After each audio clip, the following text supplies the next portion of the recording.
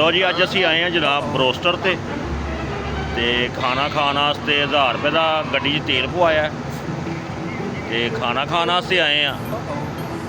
Chips लवाइए उस तो बाद दाबू लवाया है, कोई जड़े होर चीज़ां होंदियां ने वो लवाइयां ने। तो मेरा तुहानू मशवरा है सारे भरावां नू, मोटे बंदे दे नाल बह के इंज दे कदी भी रोटी ना खाओ, नहीं तो भुखे मरोगे। यकीन मानो खाली बोतल मिली जी, सारी चिप्स ते बाकी वो लटर पटर जो आया सी नगड़ वगैरह फ्राइज वगैरह सॉस बंद जनाब ही खा गए ने, असी बोतल ते गुजारा करने। मैं कहना हाँ मजाक करते हैं, मैनू मुंडे कहते हैं अपने अब्बे का सारे च अद्धे हाथे का मकान खा गया तो मैं मानता नहीं सा, अज मनन दिया कि वाकई खा गया। जिम्मे खा गए।